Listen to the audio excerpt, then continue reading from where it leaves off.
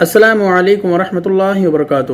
حضرت ابو بکر صدیق رضی اللہ تعالی عنہ اسلام قبول کرنے سے پہلے آپ کے گھر والے جس مذہب سے تعلق رکھتے تھے اس میں بت کو سجدہ کیا جاتا تھا۔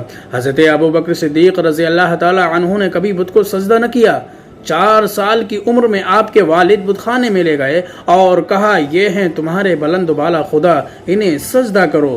جب آپ بت کے سامنے تشریف لے گئے اس سے فرمایا، میں بھوکا ہوں، مجھے کھانا دے، میں برہنہ ہوں، مجھے کپڑا دے، میں پتھر مارتا ہوں، اگر تو خدا ہے تو اپنے آپ کو بچا۔ وہ بت بھلا کیا جواب دیتا؟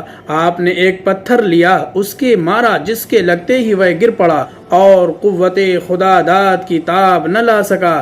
باپ نے یہ حالت دیکھی، انہیں غصہ آیا، انہوں نے ایک پتھر حضرت ابو بکر صدیق رضی اللہ تعالی عنہ کے رخسار مبارک پر مارا اور وہاں سے آپ کو آپ کی والدہ کے پاس لائے، سارا واقعہ بیان کیا۔ ماں نے کہا، اسے اس کے حال پر چھوڑ دو۔ جب یہ پیدا ہوا تھا تو غیب سے آواز آئی تھی کہ اے اللہ کی سچی فرما بردار خاتون، تجھے مبارک ہو، آسمانوں میں اس بچے کا نام صدیق ہے، حضرت محمد مصطفیٰ صلی اللہ علیہ وسلم کا یار و رفیق ہے، اور میں یہ نہیں جانتی کہ وہ محمد صلی اللہ علیہ وسلم کون ہیں اور کیا معاملہ ہے۔ اس وقت سے صدیق رضی اللہ تعالی عنہ کو کسی نے شرک کی طرف نہ بلایا۔ یہ روایت صدیق اکبر نے خود مجلس اقدس میں بیان کی۔ جب یہ بیان کر چکے پھر حضرت جبریل امین حاضر بارگاہ آقا کریم صلی اللہ علیہ وسلم ہوئے اور عرض کی، ابو بکر نے سچ کہا اور وہ صدیق ہے۔